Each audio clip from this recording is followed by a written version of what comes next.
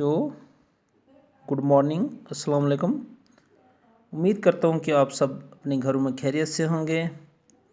तो आज हम पढ़ेंगे क्लास 8 सब्जेक्ट उर्दू। इसका हमने पढ़ा था चैप्टर नंबर 5 जो पढ़ा था उस्ताद का एहतराम।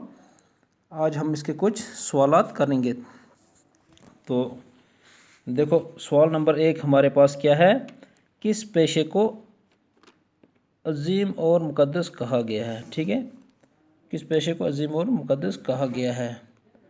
तो यह उस्ताद के पेशे को अजीम और मुक़द्दस कहा गया है। इसका जो जवाब है यह है। तो सवाल नंबर 2 है हमारे पास, उस्ताद की रहनुमाई क्यों ज़रूरी है। उस्ताद की रहनुमाई क्यों ज़रूरी है। तो देखो जवाब है इसका, उस्ताद की रहनुमाई बहुत ज़रूरी है क्योंकि उसकी मतलब उस्ताद की रहनुमाई के बगैर इंसान बेखबरी की दुनिया से निकल कर जान पहचान की दुनिया में नहीं आ सकता। ठीक है, उस्ताद के बगैर, रहनुमाई के बगैर, ये उस्ताद ही है जो इंसान को दीनी और दुनियावी दोनों किस्म के अलूम से वाकिफ़ कराता है। उस्ताद दुनिया में इंसान की ज़िंदगी के सफ़र को आसान बनाने में अहम किरदार अदा करता है।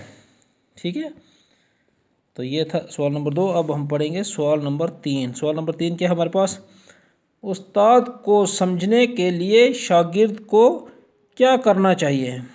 उस्ताद, देखो जवाब है इसका, उस्ताद को समझने के लिए ज़रूरी है कि उसकी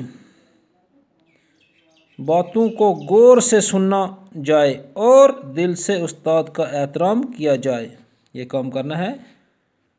तो शागिर्द को चाहिए कि वो उस्ताद की बताई हुई बातों को गौर से सुने और दिल से उस्ताद की इज्जत व एहतराम करे।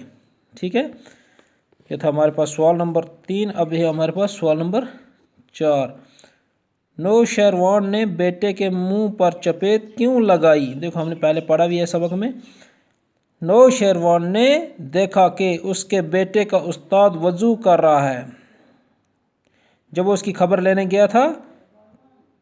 लेने गया था तो वो उसने देखा था, उस वक़्त देखो कि नौशरवान जो है उस अपने बेटे की खबर करने गया था। तो उसने देखा कि उसका बेटा जो था उस्ताद के हाथों में पानी डाल रहा था। देखो, उसका बेटे का उस्ताद वज़ू कर रहा था और बेटा पानी डाल रहा था। जब नौशरवान ने देखा कि उस्ताद खुद पाँव धो रहा है तो उसे गुस्सा आया कि उस्ताद के पाँव धोने का काम तो उसके बेटे को करना चाहिए था। मतलब उसके पाँव उसको खुद धोने थे उसके बेटे को, तो इसलिए उसने अपने बेटे के मुंह पर चपेट मारा। ठीक है, इसलिए उसने उसको चपेट मारी थी, थप्पड़ जो लगाया था। सवाल नंबर 5 क्या हमारे पास, सिकंदर अजीम ने उस्ताद से क्या कहा। सिकंदर अजीम ने उस्ताद से क्या कहा। देखो ये भी पढ़ा था हमने। इसका जवाब है, सिकंदर अजीम बहुत सी फतूहात के बाद अपने उस्ताद अरस्तु के सामने खड़ा हुआ और निहायत एहतराम से बोला कि उस्ताद मोहतरम, आपको मुझसे क्या चाहिए। मैं दुनिया की हर चीज़ आपके कदमों में निछावर कर सकता हूँ। आज मैं इस काबिल हूँ कि मैं दुनिया की कोई भी चीज़ आपके कदमों में निछावर कर सकता हूँ। ठीक है, तो ये कहा था सिकंदर अजीम ने। इस तरह से अब ये 5 ही सवाल हैं इस सबक के। तो अब हम पढ़ते हैं कुछ। देखो ये सही और गलत क्या है। दुरुस्त बयानात के सामने स्वाद, दुरुस्त जो है ठीक है उनके सामने स्वाद और गलत बयानात के आगे गेंद लगाएं। ठीक है, उनके आगे देखो, अब जैसे उस्ताद बुरे और भले में तमीज़ करना सिखाता है कि नहीं सिखाता है।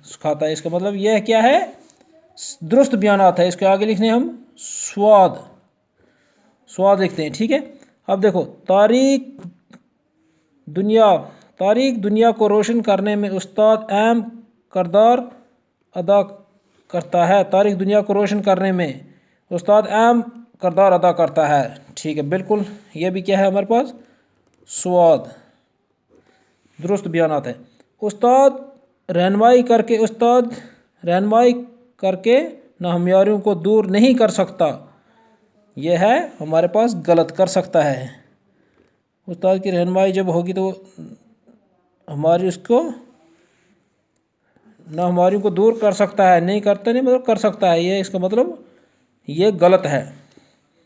नौशेरवान ने अपने फर्जंद को, फर्जंद होता है बेटा, ठीक है, अपने फर्जंद को एक उस्ताद के पास नहीं भेजा। क्या क्या था? भेजा था, इधर लिखा है नहीं भेजा, इसका मतलब ये क्या है? ये भी क्या है? गलत है, गेन, इसके सामने लगाओ गेन। उस्ताद के पास भेजा था, नहीं भेजा नहीं, भेजा था। देखो सवाल ये इसका 5वां हमारे पास क्या है? वही लोग कामयाब होते हैं जो अपने उस्ताज़ा की इज़्ज़त करते हैं।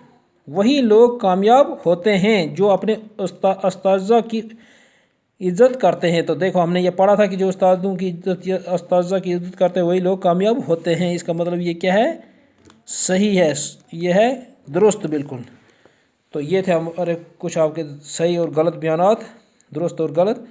तो उम्मीद करता हूँ कि इस सबक जो मैंने पढ़ा है इसमें आपको समझ आया होगा।